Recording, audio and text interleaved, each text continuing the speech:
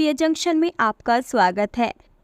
हम आज एक ऐसी किताब के बारे में बात करने जा रहे हैं जो दुनिया की सबसे बेहतरीन किताब है, जिसका नाम है इकिगाई।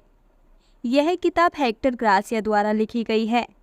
इकिगाई एक जापानीज शब्द है जिसका मतलब है जीने की वजह। मैं इस बुक की जितनी तारीफ करूं उतनी कम है, और थोड़ी देर बाद आप भी यही बोलेंगे। मैं आपसे वादा करती हूँ कि इस बुक की समरी सुनने के बाद आप अपनी लाइफ में कुछ तो अचीव ज़रूर कर लेंगे। इकिगाई बुक जापान के ओकिनावा आइसलैंड पर रहने वाले लोगों की खुशहाली के साथ एक लंबी ज़िंदगी जीने के सीक्रेट को बताती है। वर्ल्ड हेल्थ ऑर्गेनाइजेशन यानी WHO की माने तो दुनिया की सबसे ज़्यादा लाइफ एक्सपेक्टेंसी का रिकॉर्ड इन्हीं लोगों के नाम पर है। इकिगाई पढ़ने के कारण। इकिगाई के बारे में ऑथर्स का कहना है कि इकिगाई एक कॉन्सेप्ट है जो बॉडी को मजबूत बनाने में मदद करता है ताकि हम लंबे समय तक जी सके। एक बार जब आपको लगता है कि आपके पास जीने का कोई क्लियर पर्पस नहीं है, तो भले ही आपकी दूसरी आदतें कितनी भी अच्छी क्यों न हो, आपकी लाइफ सीरियसली कम हो सकती है। रिसर्चेस में यह भी पता चला है कि लाइफ का एक हैक भी है। अगर आपकी लाइफ में एक गोल है तो यह आपकी बॉडी में उन जीन्स को डेवलप होने से रोकता है जो आपकी बॉडी में इन्फ्लेमेशन को बढ़ावा देते हैं। साथ ही साथ सेल्स के मरने के प्रोसेस को भी धीमा करता है।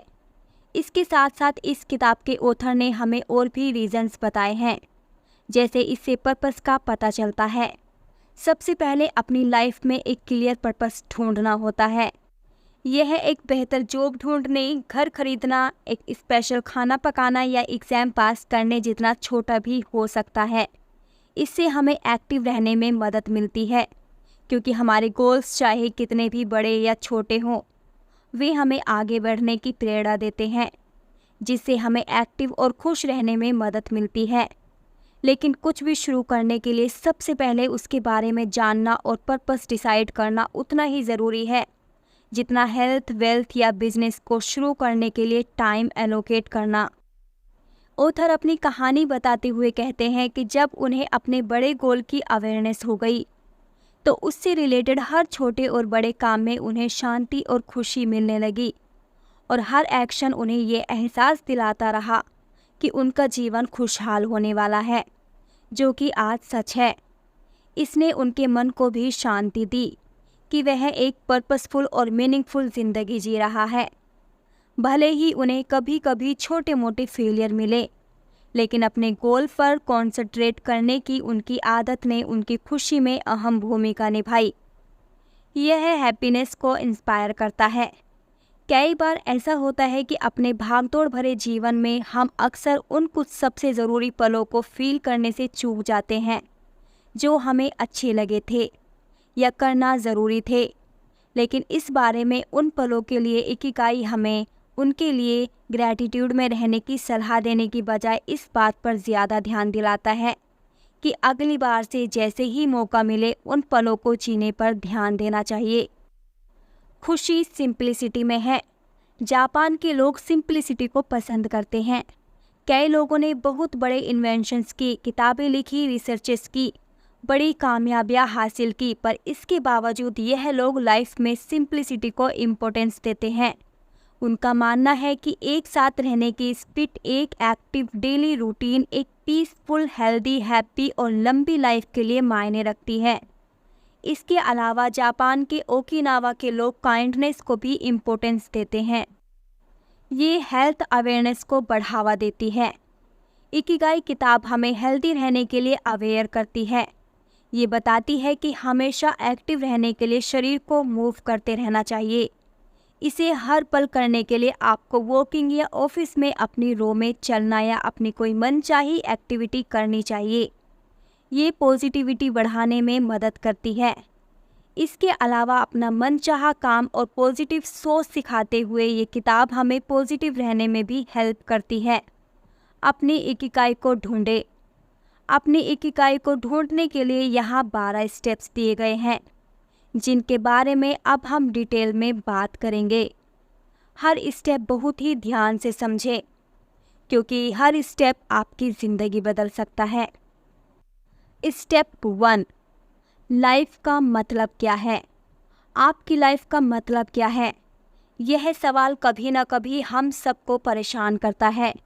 एक बार सोच कर देखिए, अगर आपको ज़िंदगी का मकसद मिल जाए, ज़िंदगी का वह मकसद जिसे हम ढूंढ रहे हैं, तो समझ लीजिए आपको सुबह उठने की वजह मिल जाएगी, रात में सुकून से सोने की वजह मिल जाएगी।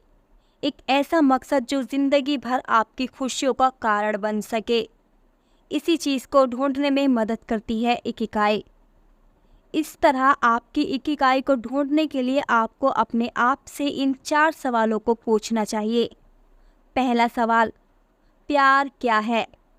यह सवाल शायद सबसे आसान है। इसके लिए आप सोचिए कि वह कौन सा काम है जो आपको सबसे अच्छा लगता है, जो आपको एनर्जी देता है, जिसे करने में आपको मज़ा आता है, जिसको करने में आपको बोरियत या थकावट नहीं होती। यह कुछ भी हो सकता है, जैसे पेंटिंग, गाना गाना, खाना बनाना, पढ़ना, घूमना या फिर मेरी तरह यूट्यूबिंग करना। कोई भी ऐसा काम जो आपको बहुत ज़्यादा अट्रैक्ट करता है। यह आपके ऑफिस का काम हो सकता है, फैमिली का काम हो सकता है, यह आपका पर्सनल इंटरेस्ट हो सकता है। दूसरा सवाल, आप किस काम में अच्छे हैं? आप कौन से काम में अच्छे हैं? किस काम में आप एक्सपर्ट हैं? आपके पास कौन सी स्किल है जिसमें आप नेचुरली अच्छे हैं, या उसे करने और सीखने में आप उसमें दिलचस्पी रखते हैं? यह हर एक के लिए अलग अलग हो सकता है, इसलिए ऐसी चीज़ को ढूंढें भले ही उसमें आपका नेचुरल स्किल कम हो, परफेक्शन न हो। तब भी प्रैक्टिस करते करते धीरे धीरे आप में स्किल और परफेक्शन आ जाएगा। तीसरा सवाल, क्या आपको इसके लिए पैसे मिलते हैं?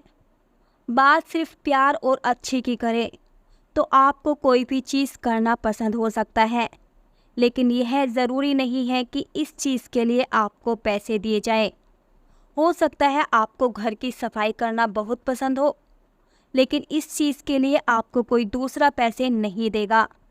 इसलिए कोई ऐसा काम ढूंढे जिसकी दुनिया को ज़रूरत भी हो, ताकि उसके बदले वो आपको पे भी करे। चौथा सवाल, दुनिया की क्या ज़रूरत है? इसके लिए आप यह देखिए कि जो आपको पसंद है, क्या उसमें से लोगों को किसी चीज़ की ज़रूरत है? दुनिया को इनमें से क्या चाहिए जिनसे उनकी प्रॉब्लम सॉल्व हो सके, ताकि आप अपने मनपसंद काम के ज़रिए लोगों की प्रॉब्लम सॉल्व करें और पैसे कमाकर अपनी लाइफ स्टाइल भी अच्छी करें। स्टेप 2, इकिगाई को जानना और अपने सर्कल को जानना, पैशन को जानना। अगर आपकी ज़िंदगी में कोई ऐसा काम है जो आपको करना पसंद है, आप दूसरे के मुकाबले उस काम में अच्छे भी हो, फिर उस काम के लिए आपको पैसा भी मिल सकता है और आपके हिसाब से दुनिया में उस काम की लोगों को ज़रूरत भी है, तो ऐसे काम को जापानीज़ में कहा जाता है इकिगाई, जिसे अगर हिंदी में ट्रांसलेट किया जाए तो मतलब निकलता है जीने की वजह। मतलब अगर आपको एक हैप्पी और फुलफिल लाइफ जीनी है तो आपको अपना इकिगाई ढूंढना ही पड़ेगा, और जब आप अपनी लाइफ में अपना इकिगाई पालेंगे तभी आप एक फुलफिल लाइफ जी सकेंगे, वरना हमेशा ज़िंदगी में कुछ न कुछ अधूरा रह जाएगा। और इन सब के लिए आपको पूरी ईमानदारी के साथ इन 4 सवालों के जवाब ढूंढने होंगे। स्टेप 3, अपने इकिगाई को कैसे ढूंढें? इसके लिए सबसे पहले आप एक बड़ा सा स्क्वायर बनाएं। उसे 4 बराबर स्क्वायर हिस्सों में बांट लें। पहले स्क्वायर में लिखें, यह काम मुझे पसंद है और इसमें मैं एक्सपर्ट भी हूँ। इसमें आप वो सारी चीज़ें लिखें जो आपको करना पसंद है और आप उसमें एक्सपर्ट भी हैं। दूसरे स्क्वायर में लिखें, यह काम मुझे पसंद है लेकिन मुझे यह अच्छे से करना नहीं आता, यानी कि ऐसे काम जिसे आप बहुत पसंद करते हो लेकिन वो काम आपको करना नहीं आता, हालांकि आप दिल से उस काम को करना चाहते हैं। तीसरे स्क्वायर में लिखें, यह काम मुझे पसंद नहीं है लेकिन इन्हें करना ही करना है, यानी ऐसी चीज़ें जिन्हें करना आपको पसंद नहीं है, लेकिन इसे मजबूरी में करना पड़ता है। जैसे आपको प्रोग्रामिंग पसंद नहीं है, लेकिन जॉब में रहने और पैसे कमाने के लिए इसे करना पड़ता है। चौथे स्क्वायर में लिखें, यह काम मुझे पसंद नहीं है, मुझे अच्छे से करना भी नहीं आता। यानी ऐसी चीज़ें जो आपको पसंद भी नहीं है और आप इसके एक्सपर्ट भी नहीं हैं, फिर भी आपको मजबूरी में करनी पड़ती है। जैसे कि आपको अपना रूम साफ करना पड़ता है। इन्हें लिखने के बाद आप यह देखें कि आप अपना ज़्यादातर समय किन कामों में बिताते हैं, कितना समय उन कामों को देते हैं जिसमें आप अच्छे भी हैं और आपको पसंद भी है, कितने बार वह काम करते हैं जो आपको पसंद नहीं है। ऑथर ऐसा करने की सलाह इसलिए देते हैं क्योंकि ज़्यादातर लोग वैसे कामों में ज़्यादा समय देते हैं जो उन्हें करना पसंद नहीं है, इसलिए उन्हें अपना पैशन नहीं मिल पाता और ज़िंदगी में अधूरापन महसूस होता है। स्टेप 4, जापानीज़ लोगों की लंबी, हैप्पी लाइफ और हेल्दी रहने के 4 सीक्रेट्स।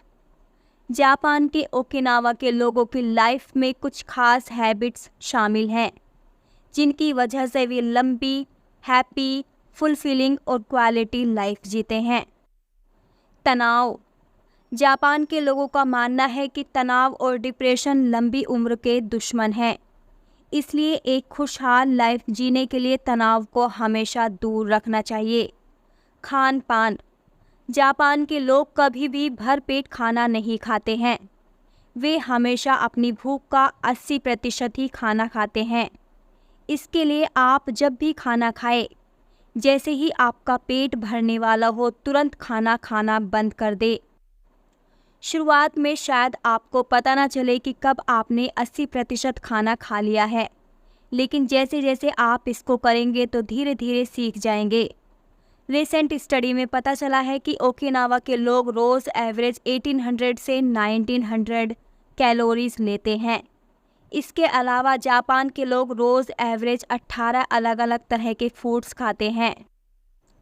फलों और सब्जियों की 5 सर्विंग हर रोज़ लेते हैं, जिसमें अलग अलग रंग की शिमला मिर्च, गाजर, पालक, गोभी, आलू, फलियां और सोयाबीन होता है। 30% कैलोरीज जापान के लोग सिर्फ सब्जियों से लेते हैं। गेहूँ जापानीज़ लोगों की नींव है और सफ़ेद चावल वो रोज़ खाते हैं। मछली हफ्ते में 3 बार खाते हैं। एवरेज नमक 7 ग्राम से लेकर 12 ग्राम ही खाते हैं। इसके अलावा जापानीज़ लोग ग्रीन टी और वाइट टी को भी कंज्यूम करते हैं। एक समय में एक काम। आप जो भी काम करते हैं उसको करते समय फोकस होना बहुत ज़रूरी है। फोकस होने से आपके काम में फ्लो आता है, जिससे आप वो काम बहुत ही आसानी और बिना थके कर सकते हैं। इसलिए हमेशा वो काम चुनें जिसे करने के लिए आपको रिसर्च करनी पड़े, आपको मेहनत करनी पड़े, आपके दिमाग को हमेशा सोचना पड़े, ताकि आपका फोकस बना रहे। हमें ऐसा लगता है कि एक साथ एक से ज़्यादा काम करने से हम अपना समय बचाते हैं और ज़्यादा काम कम समय में ख़त्म कर सकते हैं, लेकिन ऐसा करने के साइंटिफिक एविडेंस इससे बिल्कुल ऑपोजिट है। रिसर्च में ये साबित हुआ है कि जो लोग एक समय में एक से ज़्यादा काम करते हैं वो काम को लेट ख़त्म करते हैं, साथ ही उस काम को करते समय वे बिल्कुल भी प्रोडक्टिव नहीं होते। इसलिए हमें एक समय में पूरे फोकस के साथ एक ही काम करना चाहिए। स्टेप 5, इकिगाई रिटायरमेंट और हेल्थ लेसन। क्या आपको पता है कि जापानी लैंग्वेज में रिटायरमेंट जैसा कोई भी शब्द नहीं है? जापान के लोग अपने काम से कभी भी रिटायर नहीं होते हैं, वे पूरी ज़िंदगी कुछ न कुछ काम करते ही रहते हैं। वहीं अगर हम दूसरी तरफ दूसरे देशों की बात करें तो लोगों को जल्दी से रिटायरमेंट चाहिए, उनको कैसे भी करके अपने काम से छुटकारा चाहिए, और ऐसा इसलिए होता है क्योंकि वो अपने काम से प्यार नहीं करते हैं। जब आप कोई भी काम ज़बरदस्ती या सिर्फ पैसों के लिए करते हैं तो उस काम में आप खुश नहीं रहते हैं। जिस कंपनी के लिए काम करते हैं उसको भी आपसे ज़्यादा वैल्यू नहीं मिलती। इसलिए लंबी और खुशी से भरी ज़िंदगी जीने के लिए आपको अपने काम से प्यार होना चाहिए। तब आप कभी रिटायरमेंट के बारे में नहीं सोचेंगे, क्योंकि आपकी खुशी अब आपके काम में होगी, ना कि घर में बैठकर बॉडी को जंग लगाने में। ज़्यादा देर तक बैठने से आप जल्दी बूढ़े हो जाएंगे। ज़्यादा देर तक बैठने से शायद आपको फिजिकल कंफर्ट मिले, लेकिन इससे आपके सेल्स को नुकसान होगा।